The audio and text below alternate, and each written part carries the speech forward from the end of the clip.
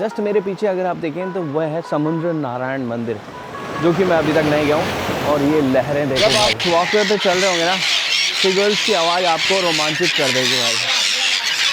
समुद्र नारायण को समुद्र का देवता कहा जाता है। ये कहा जाता है कि समुद्र नारायण इस संपूर्ण समुद्र के स्वामी हैं। सब लहरें, सब कुछ इन्हीं के कंट्रोल में है।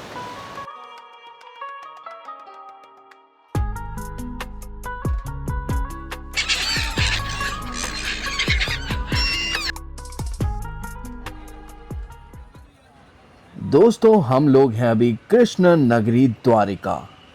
जी हाँ, वही पुरातन कृष्ण नगरी द्वारिका जिसको द्वापर युग से आप लोग जानते हैं, पहचानते हैं। और अभी जहाँ मैं खड़ा हूँ वो है गोमती रिवर, और गोमती रिवर जाके मिलती है समुंदर में।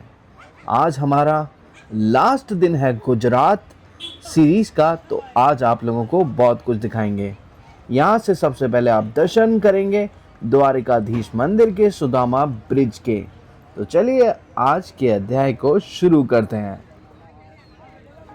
दोस्तों, पौराणिक मान्यताओं की माने तो गोमती नदी ऋषि वशिष्ठ की पुत्री है, और इसका जल इतना शक्तिशाली है कि वो किसी भी नश्वर शरीर के पापों को धो सकती है।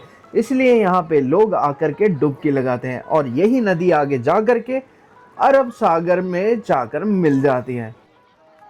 तो देखिए, सामने जो आप ब्रिज देख रहे हैं वो है सुदामा ब्रिज, और ये ब्रिज है द्वारिकाधीश टेम्पल के पास में। सामने अगर आप देख रहे होंगे, आपको द्वारिकाधीश टेम्पल का ध्वज फहराता हुआ दिख रहा होगा। And look over there, this is Sudama bridge. Sudama bridge connect करके आप दूसरी तरफ जा सकते हैं, जहाँ की पंच देवता मंदिर है, और जाकर के वो आप दर्शन कर सकते हैं। बट हाल फिलहाल ये सुदामा ब्रिज अभी मेंटेनेंस के लिए बंद है। तो ये जो एरिया है ये एक चौपाटी की तरह डेवलप किया गया है। यहाँ पर आकर के लोग एंजॉय कर रहे हैं, फोटोग्राफी कर रहे हैं सुबह पहले। और जरा ये सिग्नल्स देखिए, छोटी छोटी मछलियाँ इस रिवर में तैर रही है।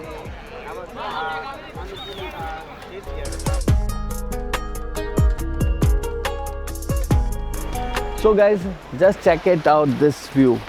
वी आर इन द्वारिका, और द्वारिका में मैं बिल्कुल एज पे हूँ। ये इंटरनेशनल बॉर्डर है, अरेबियन सी, और ये दूर दूर तक देख रहे हो ना आप, ये नीला समंदर। और जस्ट मेरे पीछे अगर आप देखें तो वह है समुद्र नारायण मंदिर, जो कि मैं अभी तक नहीं गया हूँ। और ये लहरें देखो भाई, ये लहरें उछल उछल के यहाँ तक आ रही हैं। अब मैंने कहा कि यहाँ आए हैं, द्वारिका आए हैं, तो ये चेक करना तो ज़रूर बनता है, एक्सपीरियंस करना ज़रूर बनता है। और ये एक्सपीरियंस करने के लिए आपको आना पड़ेगा द्वारिका। बड़ा खूबसूरत ये व्यू है जो मैं अभी देख रहा हूँ। और मेरे जस्ट पीछे देखोगे ना आप, दूर दूर तक समुंदर भी दिखेगा आप। देखो, आप किसी भी टूरिस्ट पॉइंट पे जा रहे हो ना, अपनी सेफ्टी का ज़रूर ध्यान रखें। ये जो लहरें हैं ये इतनी उछल उछल के आती है जो यहाँ तक पहुँचती है, और लोग बिल्कुल एज पे जाके बैठते हैं। भाई ऐसा मत करो, कभी भी डूब सकते हो। अपनी सेफ्टी को ध्यान रखें, और इस अथाह समुंदर का कोई छोड़ नहीं है।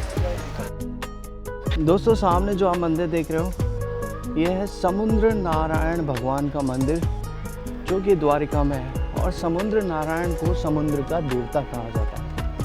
ये कहा जाता है कि समुद्र नारायण इस संपूर्ण समुद्र के स्वामी हैं। सब लहरें, सब कुछ इन्हीं के कंट्रोल में है।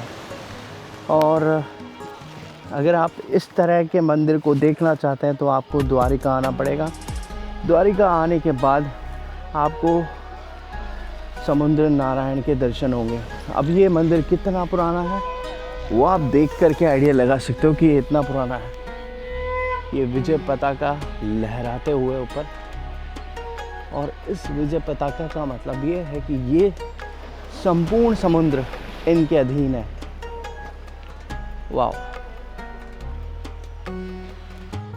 समुद्र नारायण के बारे में ये कहा जाता है कि समुद्र नारायण समुद्र के देवता हैं, और यहीं पे गोमती नदी जाकर के मिलती है अरब सागर में। तो इस कारण इस मंदिर का महत्व और भी ज़्यादा बढ़ जाता है। और यहाँ पे सिग्वल्स का जो शोर है वो आपको रोमांचित कर देगा जब आप इस जगह पे खड़े होंगे।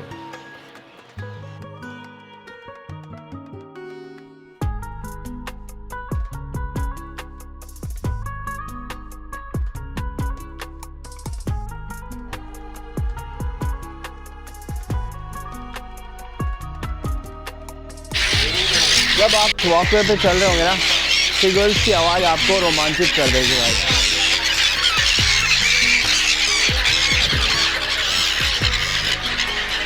लोग इनको दाना डालते हैं यहाँ पे आके, और सिग्वल्स यहाँ तक आ जाते हैं उतर करके।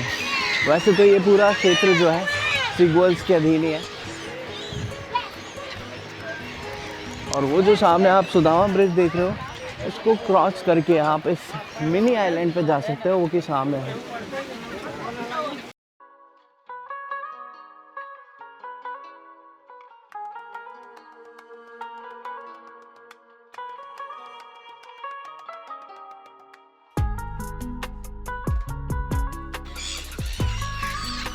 दोस्तों वैसे तो द्वारिका पूरा देखने लायक है, ऐसी कोई जगह नहीं है द्वारिका में जो आपको रोमांचित ना करे।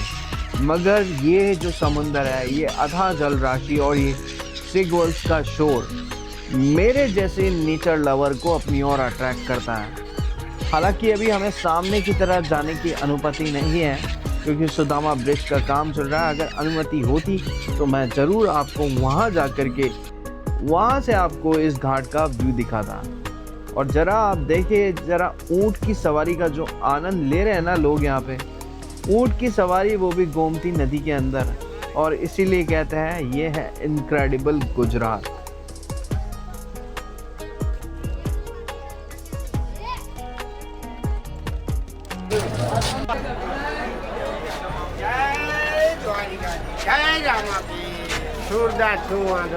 दोस्तों यहाँ जब आप एंटर करोगे ना तो आपको इतनी भीड़ मिलेगी,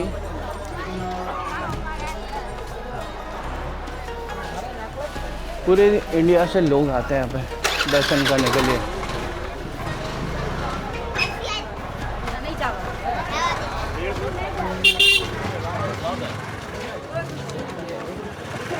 और जब भीड़ होगी ना तो लपके भी बाजी भी खूब होगी, जैसा अमूमन हर टूरिस्ट प्लेस पे होता है।